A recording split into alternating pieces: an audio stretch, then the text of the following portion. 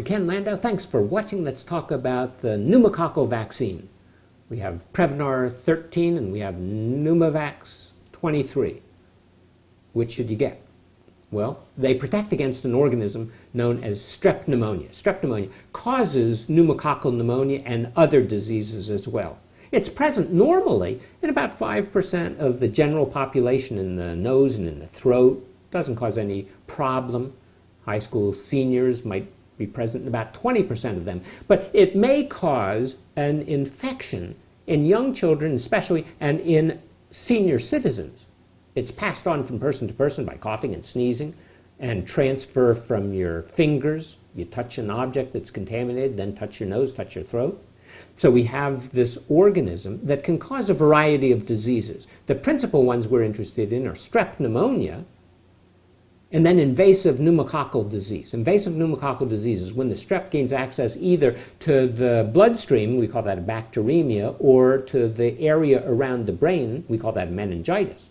So pneumococcal pneumonia, 175,000 cases a year, fatality rate is somewhere between 5 and 7%, incubates for 1 to 2 days, and then you have the sudden onset of fever and shaking chills and rigors and chest pain and shortness of breath, associated with weakness and increased respiratory rate, increased heart rate. Or you could have invasive pneumococcal disease, about 50,000 cases a year, 3,000 deaths. Most common in children less than 5, adults over age 65. 2 varieties. One is the pneumococcal bacteremia, as many as 50,000 cases a year, where the bacteria not only cause the pneumonia but actually gain access to the bloodstream. Fatality rate is much higher. On average, it's about 20%. In the elderly population, about 60%. Very common clinical presentation, especially in young children. And then we have the bacterial meningitis.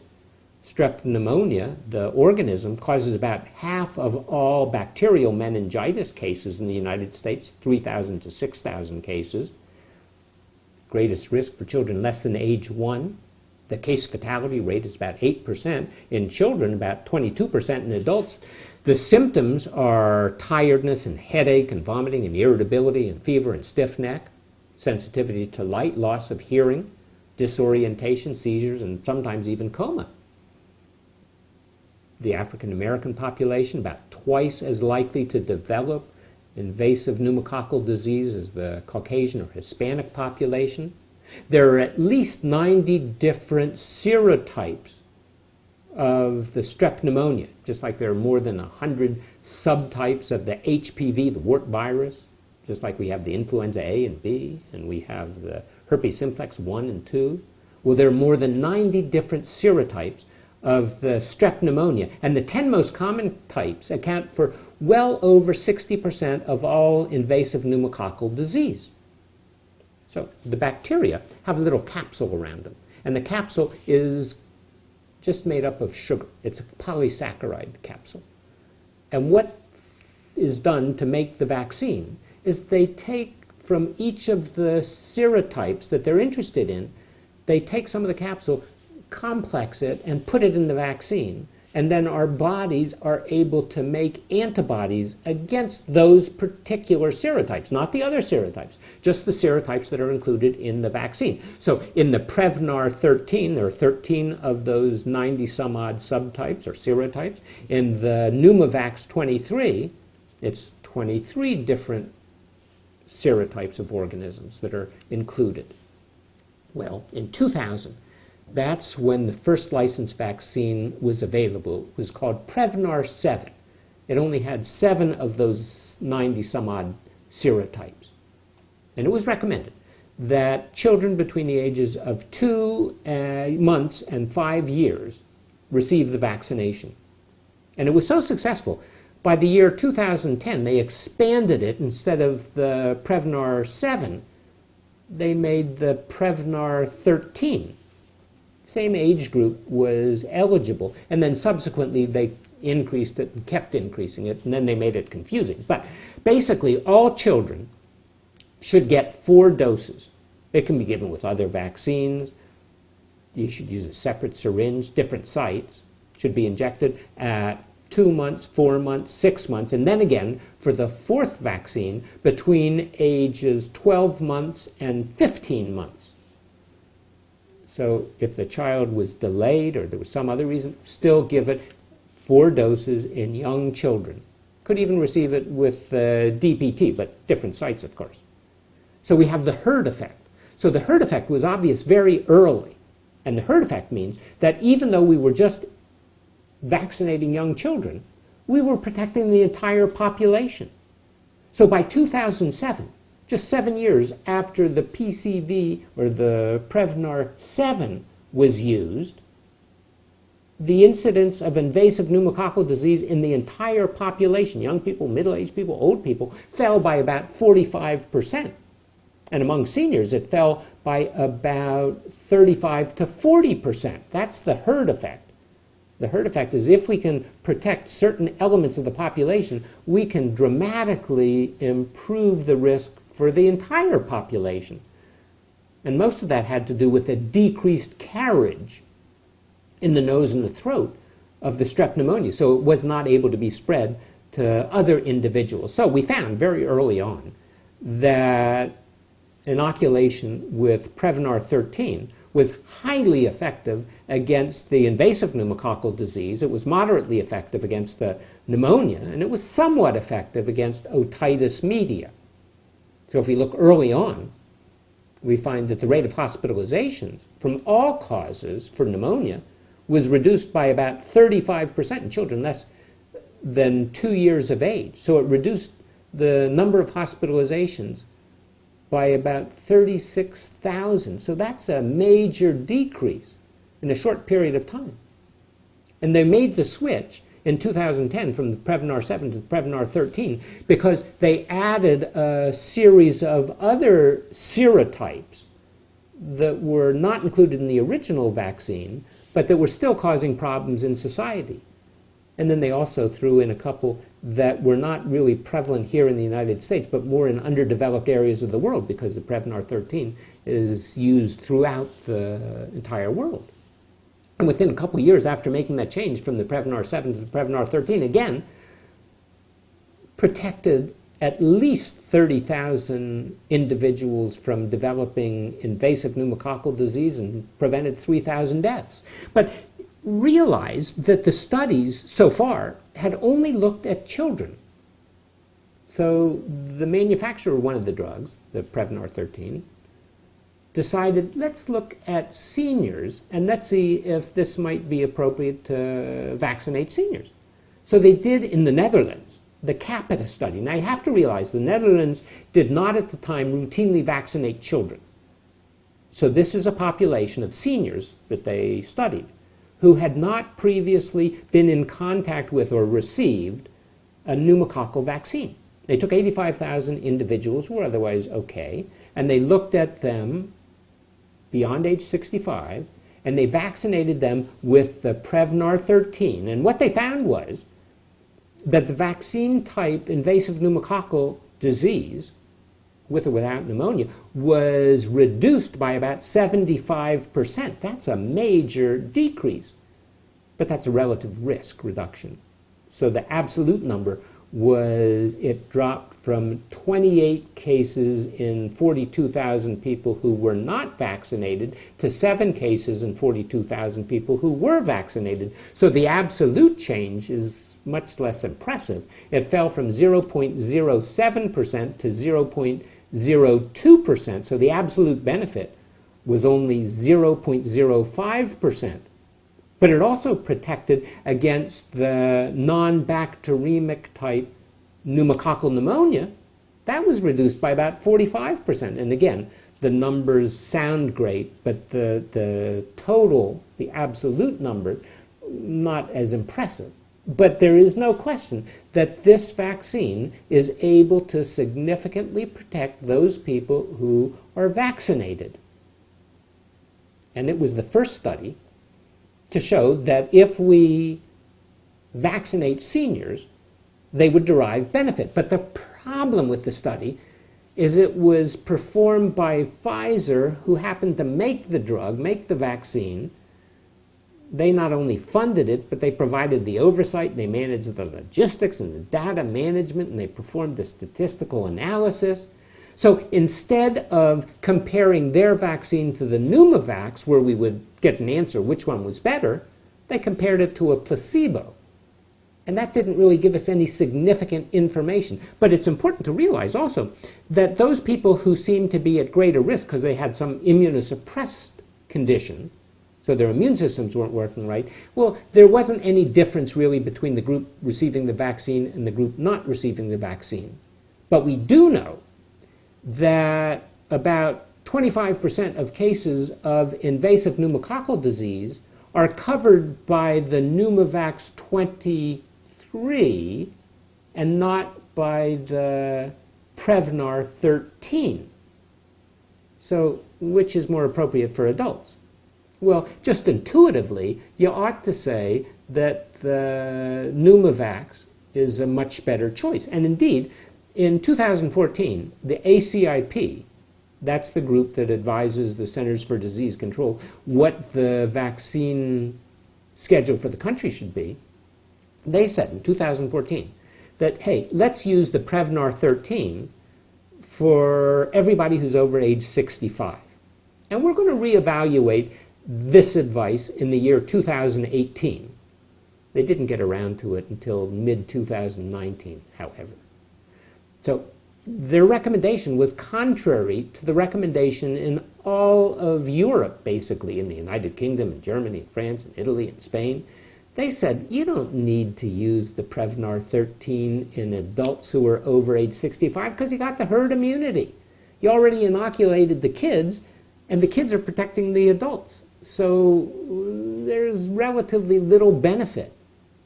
But in spite of that, the ACIP said everybody over age 65 should get Prevnar 13.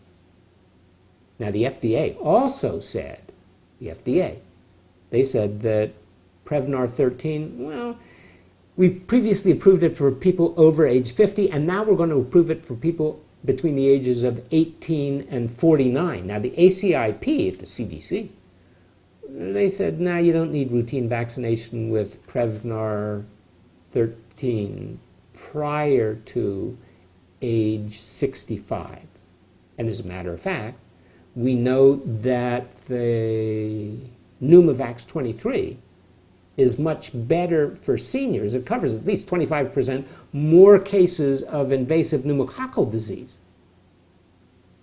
And it would appear that since the children are getting the vaccine, the Prevnar 13, then the strains that seem to cause pneumonia have been decreased by about 90% in adults. So the Prevnar 13 isn't really going to add all that much for seniors.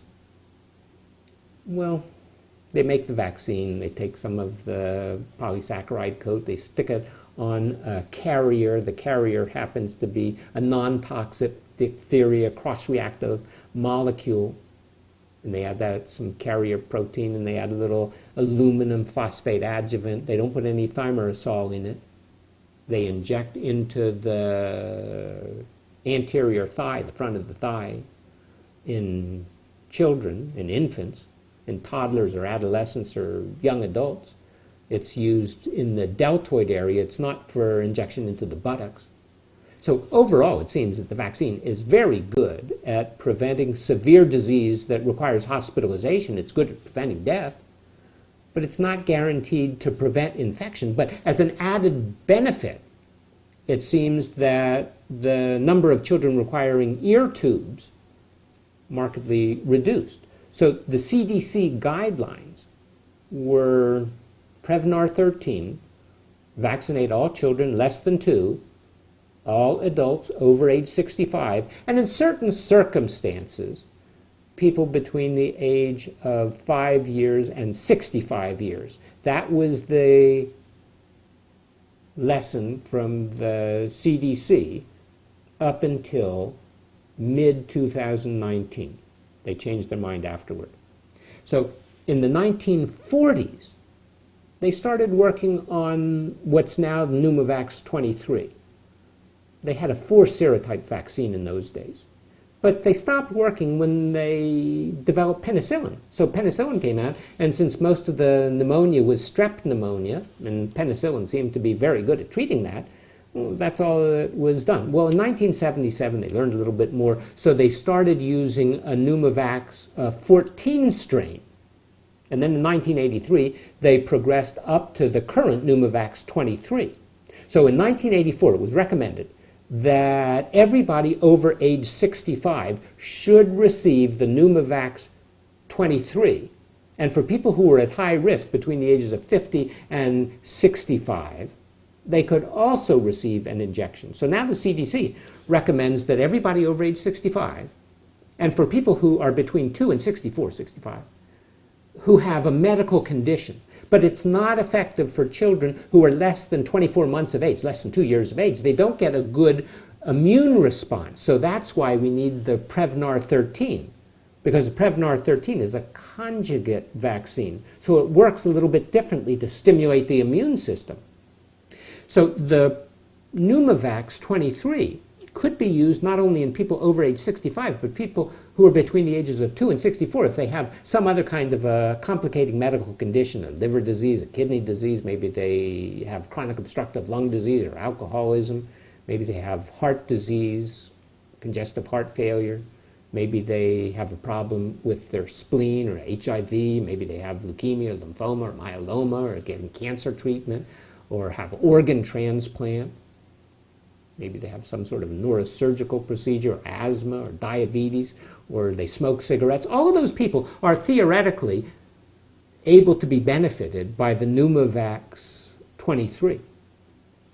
So it's important to realize that a significant percentage of people who develop the invasive pneumococcal disease are going to be significantly benefited by this particular vaccine.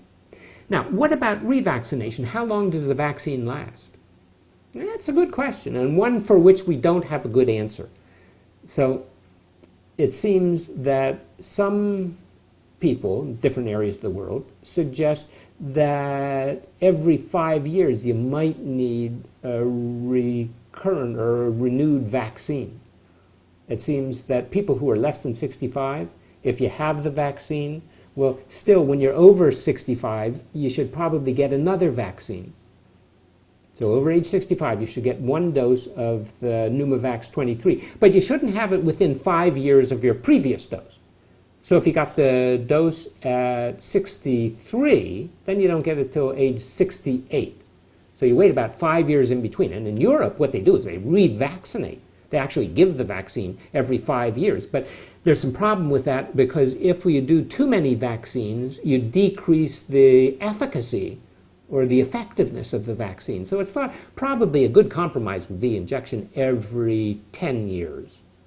The ACIP, they say that when you're over age 65, you might need the Prevnar 13, and then a year later, maybe you need the Pneumovax, assuming you haven't had the Pneumovax 23, within 5 years. So the efficacy, the effectiveness, is somewhere between 50 and 80% for prevention of invasive pneumococcal disease in people who are over age 65. Remember, that's not 100%. But we do know that we get about a 25% additional coverage if we use the Pneumovax 23 compared to the Prevnar 13 in senior citizens. So is there really evidence for dual vaccination in seniors? Well, the answer is no, there isn't really good evidence. The evidence is extraordinarily meager, and it's a costly thing to do. So after vaccination in people who are over age 50, the antibodies seem to fall relatively quickly. So they fall to relatively low levels after 10 years. That's why there's some question about whether people need revaccination. What's estimated, unfortunately, that probably about a third of people over age 65 have never been vaccinated with any of the pneumococcal vaccines. So if we look at the population among Caucasians, About 2/3 have received the vaccine. Among the African Americans, about 45% received the vaccine. Hispanics, it's down to about 40%. Well, this isn't a vaccine that you probably should get while you're pregnant.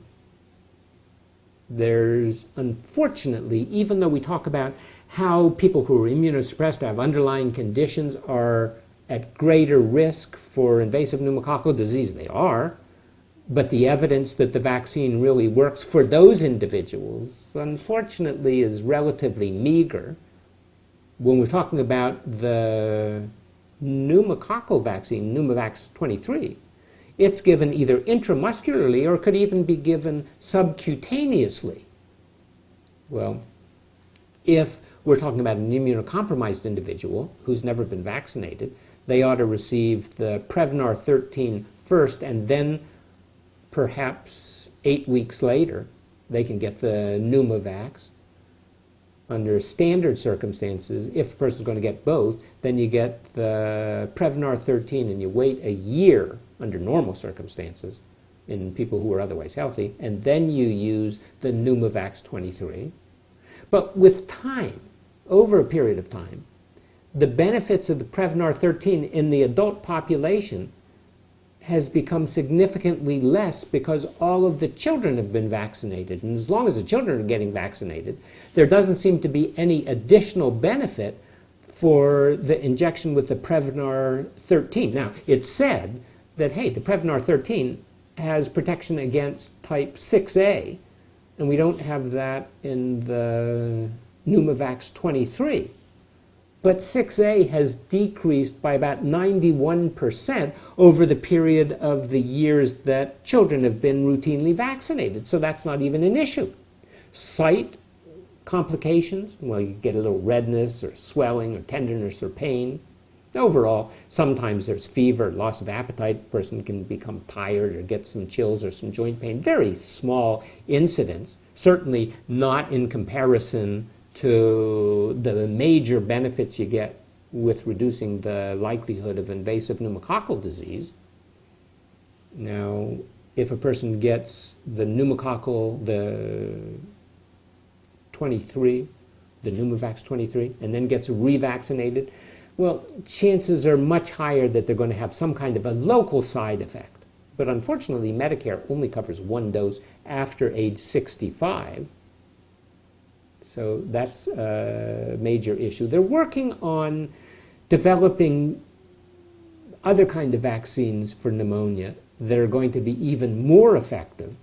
But probably the most interesting thing is that in the absence of any new evidence, other than we've talked about, the ACIP, in June of 2019, they changed the recommendations. They came to reality.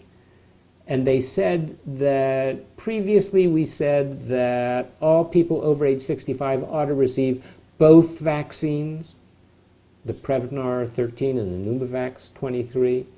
Now they say, the current recommendation is that if you're over age 65, the Prevnar 13 is optional. It ought to be decided on the basis of shared decision making. That's nonsense. That's just not routinely necessary. But they say, well, maybe if you have a cerebrospinal fluid leak or a cochlear implant or you never received a dose before. But again, the Pneumovax 23 seems to be what you really want. And that seems to be the answer to the whole story. Is the Prevnar 13 of value in people in nursing homes or long-term care facilities or people who have never received the vaccination with that before? People have chronic medical disease, leukemia, lymphoma, malignancy, immunosuppressed. The evidence that the vaccine really works for those people is really marginal at best. Now, there's a problem with the cost. Fortunately, the cost seems to be covered by insurance companies and by Medicare.